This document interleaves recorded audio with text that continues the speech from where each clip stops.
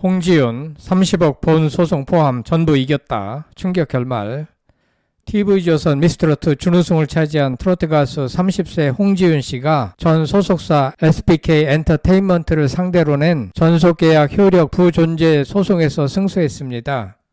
SBK 엔터는 홍지윤을 상대로 30억 원을 청구하는 등 맞소송을 냈지만 이 역시 패소했습니다.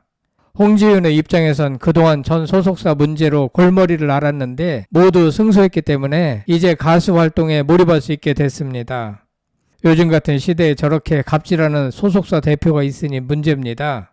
21일 법조계에 따르면 서울 남부지법 13민사부는 홍지윤이 SBK 엔터테인먼트 대표 김씨를 상대로 낸 소송에서 이같이 판시했습니다. 소송 비용도 김씨가 모두 부담하라고 명령했습니다.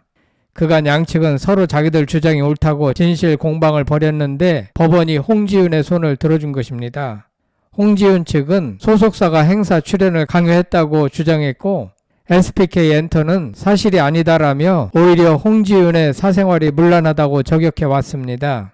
홍지윤과 김 대표의 분쟁은 지난 2023년 4월부터 시작됐습니다.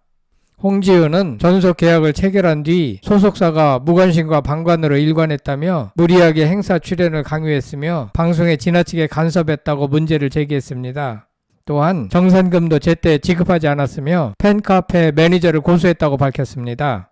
당시에 대표 김씨가 홍지윤을 제대로 서포트하지 않았고 갑질을 했던 것으로 기억되는데요.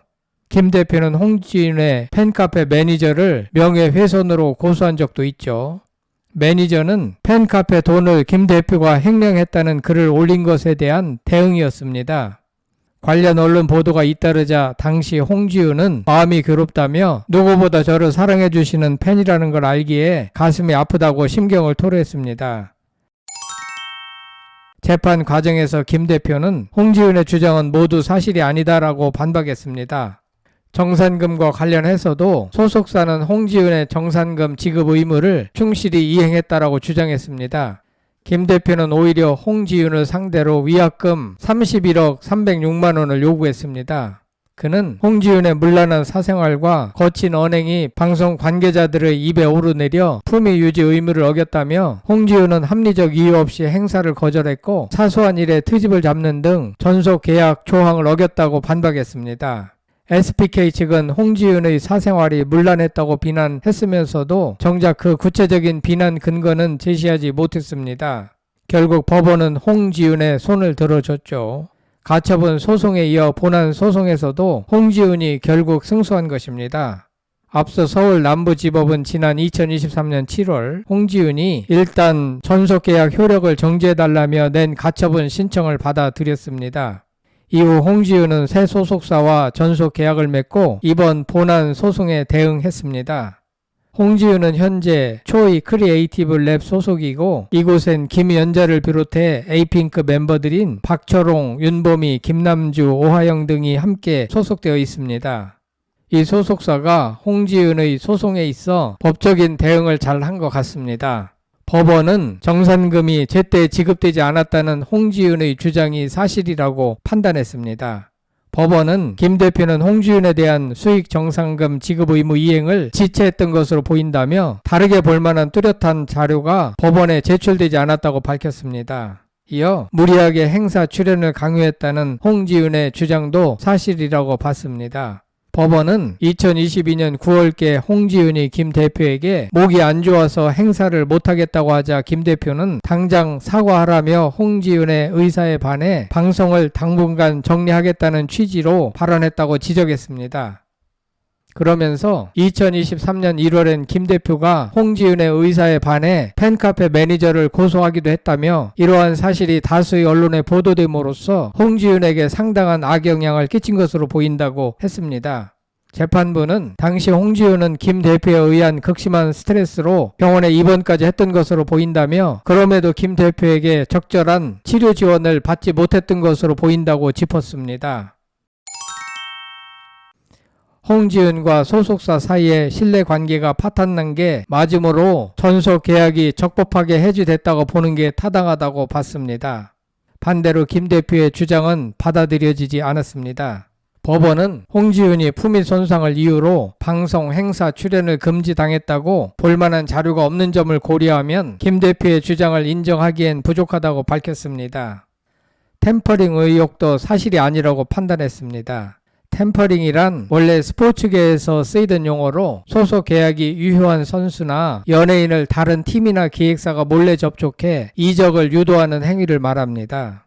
K-POP 업계에서도 이 개념이 적용되는데, 예를 들어 아티스트가 기존 소속사와 계약이 남아있는 상태에서 외부 기획사나 관계자가 몰래 접근해 계약 해지를 유도하거나 새로운 계약을 제안하는 경우가 이에 해당합니다. 이건 공정거래법 위반이나 계약 방해 행위로 간주될 수 있어서 법적 분쟁으로 이어지기도 하죠. 홍지은의 경우 템퍼링 의혹도 사실이 아니라고 판단됐다는 말은 외부 개입이나 부당한 계약 유도 행위가 없었다는 결론이 내려졌다는 뜻입니다.